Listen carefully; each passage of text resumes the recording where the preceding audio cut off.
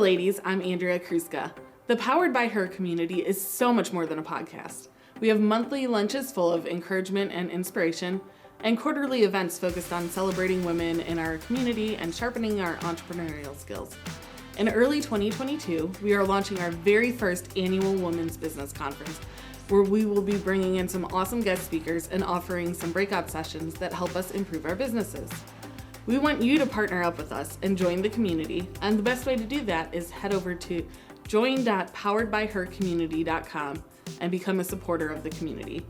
You can support us for as little as $1 a month, but if you jump in at a higher level, you'll get some extra opportunities and experiences. Take a minute right now and head over there to join.poweredbyhercommunity.com. Now Tiffany's gonna interview another smart, strong, entrepreneurial woman in our community. Thanks for being a part of what we're doing to bring inspiration and community to professional women.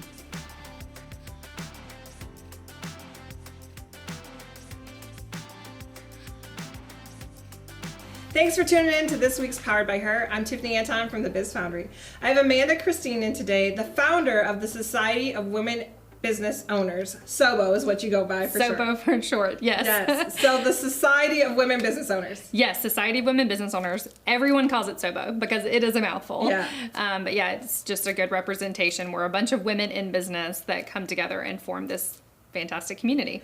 And you are located in South Nashville, is kind of where you're headquartered. Yeah, in Nashville, right, like in Brentwood. Like we're right on the line of Nashville, Brentwood, but really our community is everywhere.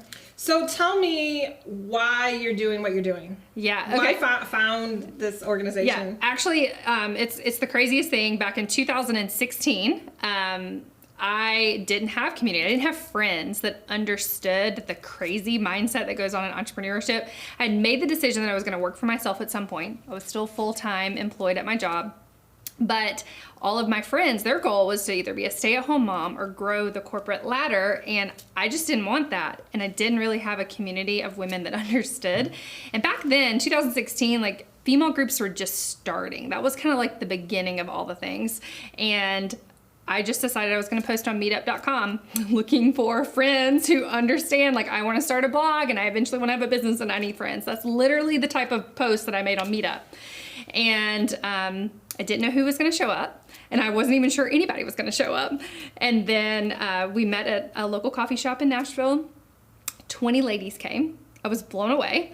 And some of those ladies to this day continue to come to SOBO, which is amazing, and we've become great friends in the process. So that was the beginning of forming this community that eventually became SOBO. I didn't start this group for me to have SOBO. It wasn't like, that wasn't the intention. The intention was just for me to find authentic community of women who understood like this crazy journey of entrepreneurship and the ups and downs and the hustle that it really takes to get started. And the more we did it, the bigger the group got. And then we went to Whole Foods. This is how it became SOBO. We went to Whole Foods.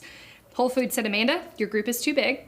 We love it. We love supporting you, but you can no longer use our training space. You're taking over at dinner time, and it's time for you to find a different space. And so when that happened, spread your wings.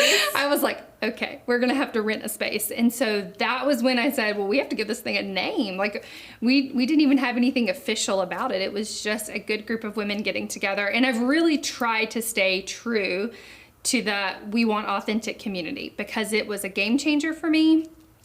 It's always been my passion to bring people together, do the journey of life together. I think that's what it's about anyways, but there was something really special about our dynamic. And then, I just kind of stuck with it, and it just has morphed into what it is today. So what were you doing at that time when you kind of were looking for community? Yeah. What was your day job? My day job, I was working as a marketing assistant admin for a construction company down in Florida. So I was working remote from home, which was great.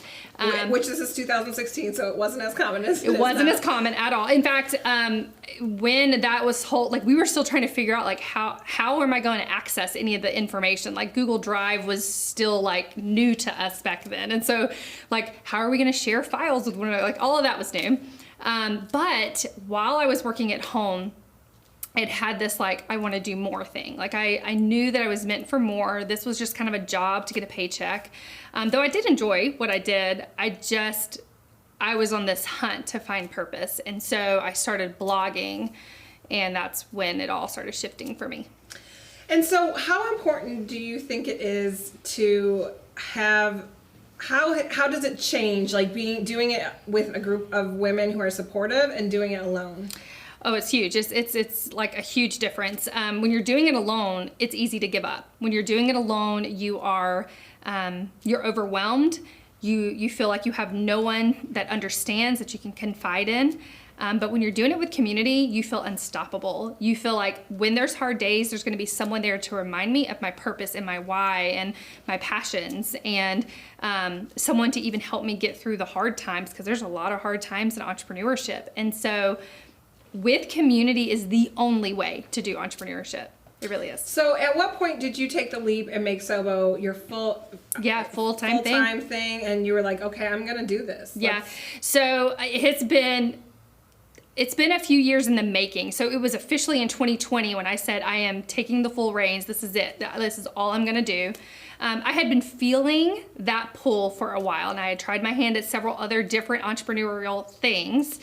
But it wasn't until 2020 when I was like, I don't know why I'm fighting this. I just need to embrace it, and I just need to do it. It's so scary. But then you're surrounded by this group of women, and it's like, well, I'm trying to empower them, but I'm not even taking my own advice. I'm not empowering myself. Yeah. Well, and you know, it's a scary leap to like leave a steady paycheck.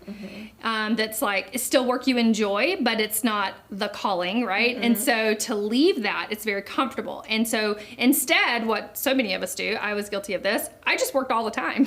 I just said, I'll work 2 full-time gigs, right? Yeah. But that's not sustainable, and it's not fulfilling either. Well, so and what have you, in the last year, when you've put all of your effort and energy into Sobo, how have you been able to change the landscape of what Sobo's doing and the impact that you're able to make? Yeah, so everything has revamped in Sobo, and it has been confirmation after confirmation it was the right thing to do.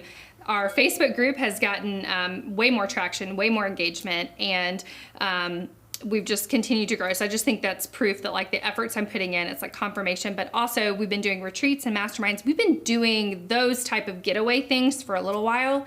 But when we left this January 2021 retreat after COVID, we had to wait till all that was settled. So tell me about these retreats. What does that look like? What do you do on it? Yeah. So a retreat or a mastermind is we just go away to one place, and it's 20, 30 women. It's very intimate. We keep it small. Now in January, we kept it to like 15 because we were so COVID conscious, right? But the ones we've done in the past, 20, 30 women, all from different industries. We try not to have competitors in the room, so that way it's a safe place for women to really confide in their struggles and like confide all the things they're going through and all the other women in the room, but also to share ideas and like brainstorm together. So we all go and meet at a place. We've rented full houses that we've all stayed at together, and we've done hotels. So the hotel method has seemed to work the best, so all the introverts can have their own room and some time away. So we just get together, and we usually have one focus per retreat. So January is a planning time. So we just plan out the year in advance. We do it together. We have educators that come in and share information, especially about planning. And this fall we're doing one about passive income. Like we just pick different topics. It's based on what people ask for. And those retreats lead to very intimate community. And what happened after the last January one was that people said, how can we continue this? And so it just became this natural evolvement to me doing business coaching, which has now sparked membership in Sobo. How hard has that been, or maybe easy has that been for you to transition into, I mean, you're doing newsletters emails that go out weekly, I think. Yeah, we're doing weekly, multiple a day posts into your group. And so you're really getting traction. And you're doing a TikTok account. And and I think sometimes people are like, well, I don't have the time to do it all. And I don't, how do you do it all? You have to batch. I mean, there's no way that I can be in that Facebook group all day long. So I definitely batch. I do. So for those who are just kind of getting their feet wet, batch is just like, I'm going to plan this amount of hours, and I'm going to just do a bunch of Facebook stuff here. That's right. Yep. Or I'm going to do a bunch of TikTok stuff here. Yes. And so that your mind is focused on that set task, and Yes. you can get all that stuff done at one time. Yes. And so I like to batch 60 to 70 posts in my Facebook group per month. I schedule it all out. Now, what's difficult is finding different things to ask, 70 different things to ask in a group. So I do a lot of research. I've been working on strategy to create more engagement in the group, to get to know people. Because again, authentic community is at the core of what I'm trying to build. So I've learned to just ask things outside of business to get people engaging. So I schedule and batch all of that. Then I do the same thing with TikTok. TikToks are hard. Like, have you done some TikToks? I've done some TikToks. I have stuck with just doing, I like to do a top 10. Yeah. And I just do a top 10. Yeah. Because I think it's this, I can figure out 10 things of something. And Right. so that's Yes. kind of, but I think it'd be hard to have different content. And, you know, you did a whole thing on garage sales and how to get the most money sale out of, girl. yes. And I think that people really love the fact that, like, they can make a business out of garage sales. I mean, I did not intend for it to, I was just sharing, like, this is my life. I'm having a garage sale here. And I made it fun. I'm a marketer at heart. And so, I did a TikTok about garage sales and got 100,000 views in like a day. So one thing that we kind of, I run into a lot in the Powered by Her community is that I don't want to put myself out there. I don't want to be vulnerable. I don't want to communicate in these groups. And women so often want to make themselves smaller. Yep. What advice? How do we break through those barriers? Yeah. Playing it small is safe. And safe doesn't get you anywhere except your comfort zone. And growth doesn't happen until you're out of your comfort zone. So playing it safe and being small means you're going to stay where you are. And if you want change in your life, which is why most women start businesses, is they want to make change either in the world or in their lives or in their family and the legacy they're building, you have to be willing to move outside the comfort zone. You have to take risks. And I think finding communities that are supportive make those risks and make that growth a little less scary. Oh, for sure. When you're in community, you get to hear of other people's risk or, expansions that they've taken outside of their own comfort zones. And so hearing someone else's journey is what will make you realize this is possible. They did it, and they did these small steps, and they made it happen, and I can do the same thing too. Without vulnerability, though, we don't know. Yeah. What do you think that your 10-year-old Amanda, what would you have said that you would be doing in life? 10-year-old Amanda wanted to be a teacher. So you were a teacher, right? Yeah, and so I wanted to be a teacher. I was the child that had like the schoolroom set up in my room, like taught my dolls all the time. Yeah. I had an older sister, so we used to play school all the time. Yeah. So I really wanted to be a teacher. And if you would have asked me when I was 10, I would have sworn that's what I would have done. So why did you differ from that course? What inspired you to kind of feel like you wanted to pour back into women? Yeah. I think pour back into women actually started in the need of me needing women to pour back in me. So when I was on this hunt to like find community, I found these women that were like, oh, well, I've been doing this for a while. Let me tell you, like what I've done to be successful and what I've done that's not been a good idea. And so learning that way and then kind of embracing my own dreams and the passions that I've had, that has made me want to help other people do that. It was such a game changer for me that I wanted it to be a game changer for everyone else. Yeah. Well, and you have kind of gone through some roller coasters of things in the past couple of years. Yep. Not everything has been roses and sunshine. Not at all. I'm sure there's been a lot of self-doubts. So how, there's women who have their own self-doubts and they're like, I can't push forward. There's women that I think I'm kind of fall in this category too, where it's like, I'm great at giving, pouring into people, lifting them up, encouraging them, stand tall, stand proud. I'm horrible about taking that advice myself. Yep. And so when you're one of those stronger women pouring into others and you're going through your own dark times, what advice do you have to kind of keep going for women who kind of put on a strong face, but they're kind of crumbling inside? Yeah. I think the first thing I would say to that is it's okay not to have the strong face all the time. It took me a long time to figure that out. Some of the most pivotal moments in my life have been when I've opened up to the people that I never wanted to show my ugly or my weakness to. And those women surprised me and said, that's okay. I got you. This is just a season and I'm here for you. And so the thing that I would encourage is don't feel like you have to keep the face on. That's the stuff that people don't relate to. That's the things that people don't want. Now, from a client perspective, I get like, you don't want to tell your client you're having a meltdown. Yeah. But I think you have to have the trusted community to share the struggles. Yeah. And I think they want you. Your community wants that. They want to do life with you. And you can't have real community without vulnerability of those hard moments in your life. Well, and I think that it is good to know that even the people who you feel like are leading your communities, they're just like you. Yep. You know, I think that's when you're creating women's spaces. It can be hard because women community it's not always a trusted community. That's right. And it's not always people who are all willing to be vulnerable, and it's it's a hard space to really create the right recipe, I guess, if you will, of to make it a space for people. Yeah. You know, a lot of women have walls up, and so my goal as a leader is to bring down those walls and to showcase that you're not better than the other woman in the room, and every other woman, she's not better than you. Like, removing this facade that there's someone better than somebody else, that we're all the same, that we all have our struggles, and that we might be on different sides of like the mountain climbing,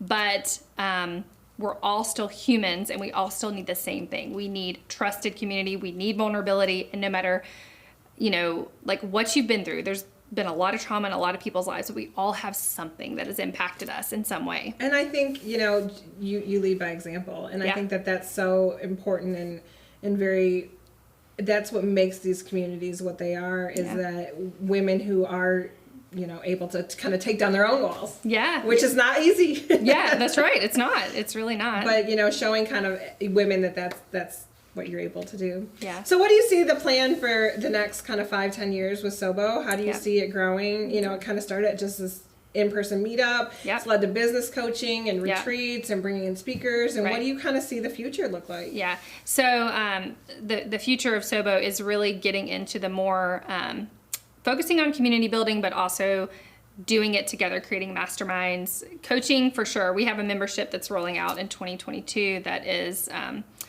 it's like a coaching membership, but it's also community-based, where we can have other coaches come in and say, hey, I want to be a business coach inside of Sobo. And so we can have affordable coaching for women who want to grow their businesses with community. So you can have one-on-one and group coaching, and you have the ability to attend masterminds, and we want to encourage in-person. So, you know, we've kind of had a setback with in-person because of COVID, but we're trying to gear back up to have more and more of those opportunities for women to come together in person, because there's a dynamic that happens in person that just can't happen virtual. So if it's traveling or getting other women to create meetups in their cities, and then just encouraging that.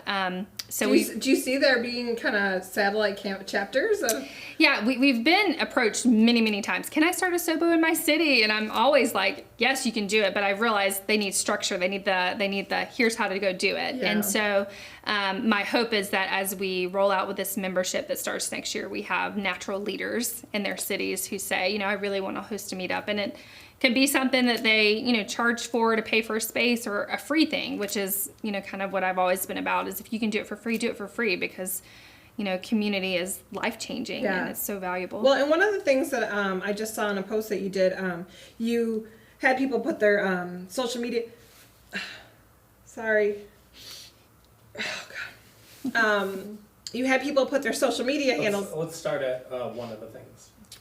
One of the things that I've seen on the social media that you've put is that you encourage people to follow each other. Yes. And then not only people were putting their social media handles out, you also then said, hey, just a reminder, like, this is a follow for follow. Yeah. So don't just go out there and, you know, ask for it, give it back, you know, to everybody else. That's right. I mean, like, if we're going to build real community, that means we don't just take, we give, you know. And so I think that's the important part of community that's missing in a lot of quote unquote communities. Is making sure it goes both ways. And I think it's a great, you know, you're kind of in there making sure that you're really perpetuating the message and the feel and the atmosphere that you want to create for these women. Yes. And that's been a really awesome thing to see. I mean, I think that you just the traction you've gotten in the last 6 months, I think it's, you know, I've kind of been following you for a while, but there's a definite difference. Both hands are on it now. So I'm like, okay, we're going to figure this out. And I think it's because I'm so passionate about bringing everyone together. Yeah. So how can people find you if they want to find more about Sobo or you personally? How can they find you? Yeah, everything, all handles at Sobo_official. We're on Instagram. We're on TikTok. Our Facebook group is facebook.com/group/Sobo, SOWBO. Sobo.org is our website. So awesome.